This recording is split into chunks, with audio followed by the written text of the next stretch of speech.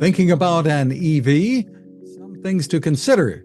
Welcome back to Techstination. I'm Fred Fishkin. Joining us from GM is Director for EV Ecosystems, Derek Sequeira. Hi, Derek. Great to see you again. Good morning, Fred. Thanks for having me back. Well, to EV or not EV? That is the question. That's all the Hamlet for today. The basics here, though, many consumers may be wondering if the technology and the infrastructure are ready. Would EVs mean inconvenience and added expense? Lots of questions to begin with. Tell us what you tell people who have those concerns. Absolutely. EVs are not scary. Getting into an electric vehicle is a bit of a life-altering experience. You go from an ICE vehicle where you've got to worry about things like regular maintenance and oil changes, filling the vehicle up, and the footprint it leaves on the environment. Getting into an electric vehicle, you're already starting to mitigate a lot of those issues. And what we tell our potential customers is once you get into an electric vehicle, you won't want to go backwards into an ICE vehicle. There are so many benefits to getting into an electric vehicle that you will be delighted in the experience. What about preparing the home? There's an impression that, boy, this is a big undertaking. We have to do a lot of work here. Yeah. So the most important part of getting into an electric vehicle is really identifying where you're going to charge.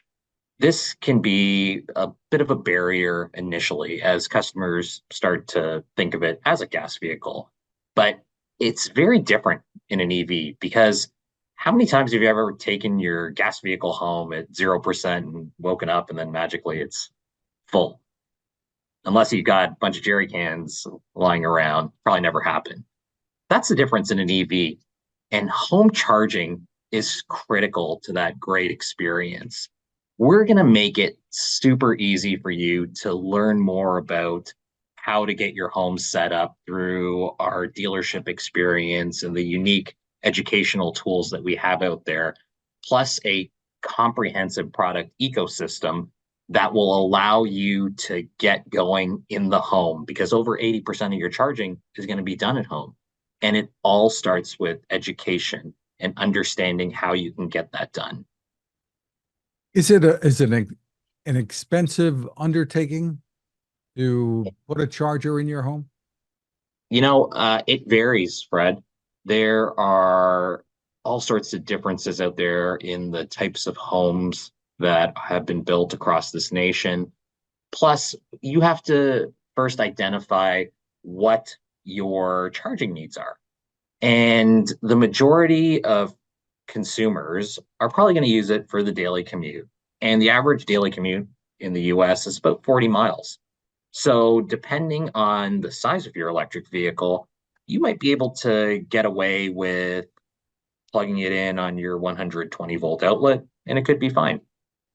But what we recommend at GM is installing a level 2 charger in your home. And a level 2 charger can vary from a cord set that comes with the vehicle or optional to a hardwired wall charger, which is our number one recommendation.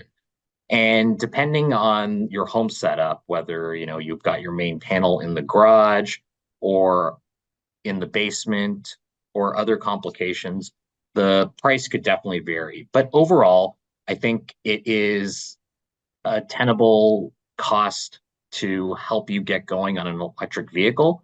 Plus, not only is it going to get you going, but there are also great utility incentives out there, depending on the jurisdiction, that'll help you offset some of those costs as well.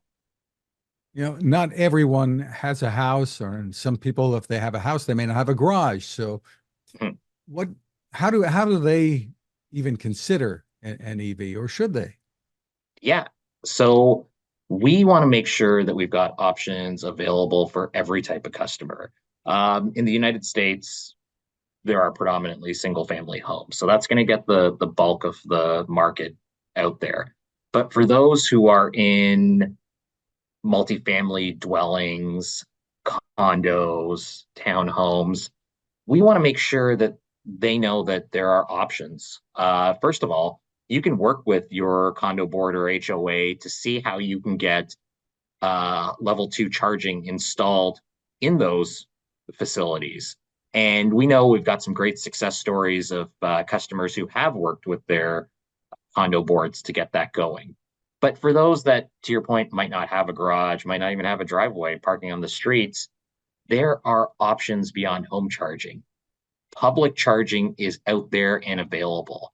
We're making it super easy for customers to access those, whether it's through the navigation system built into the vehicle, such as the Blazer EV or the Equinox EV, but also at the palm of their hands in their phone.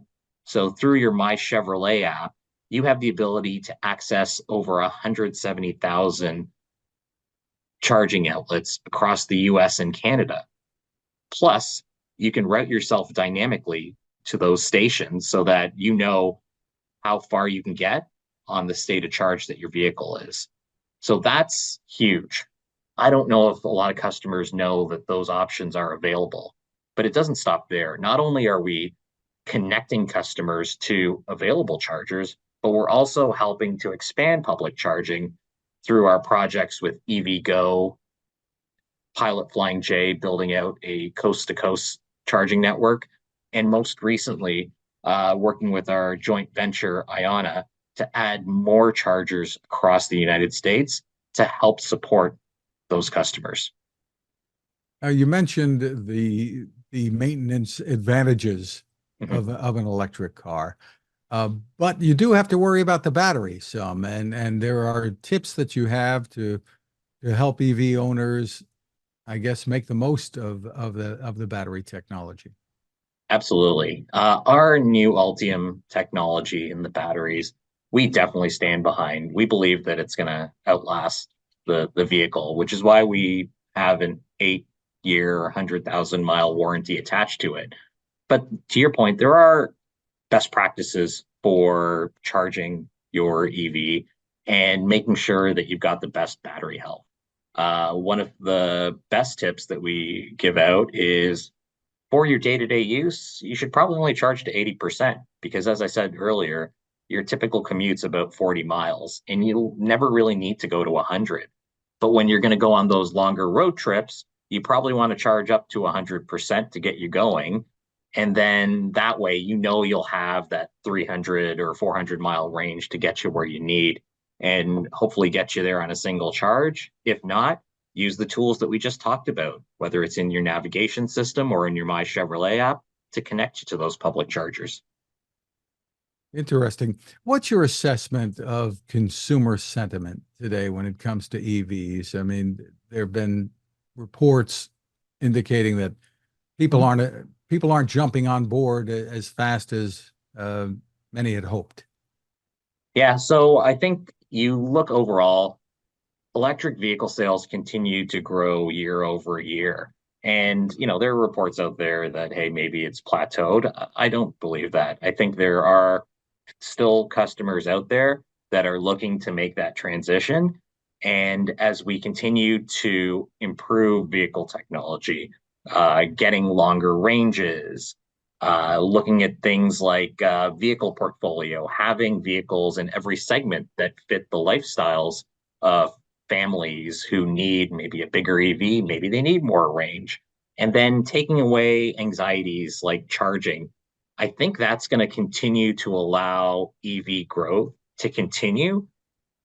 But, you know, there's always a but. There are always those headwinds out there, whether it's economic or just, you know, you're hearing things in the news that we just need to get over when it comes to electric vehicles. But we're going to do that through education by talking to the consumers.